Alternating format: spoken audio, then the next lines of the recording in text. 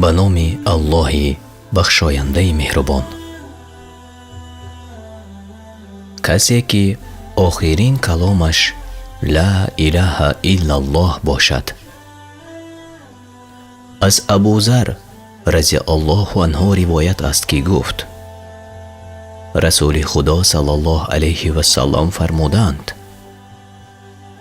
фиристодае аз ҷониби парвардигорам омад ва ба ман хабар дод, яъне фармуданд ки касе ки аз уммати ман бимирад ба шарти он ки ба Аллоҳ ширк наёварда бошад, ба биҳишт дохил мегардад.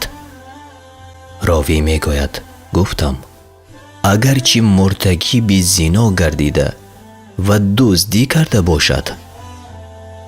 фармуданд: агар чӣ муртакиби зино гардида ва дуздӣ карда бошад.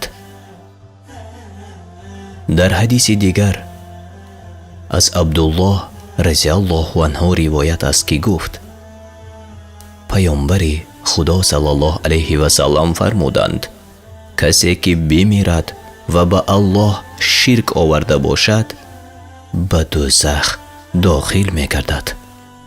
ровӣ мегӯяд: ва ман мегӯям, касе ки бимирад ва ба Аллоҳ ширк наёварда бошад, ба биҳишт дохил мегардад. ҳадиси Бухорӣ аз китоби аҳкоми ҷаноза. аммо дар ҳадиси зерин гуфта намешавад ки мусалмонони гунаҳкор бе гирифтани ҷазо барои гуноҳонашон ба биҳишт озодона дароварда мешаванд. не албатта. гунаҳкорон мувофиқи аъмолашон дар назди Аллоҳ субҳанаву таъала ва бо адолати ӯ таъоло ҷавоб мегӯянд. вале кофирон ин мақомро надошта ба оташи абад дароварда мешаванд.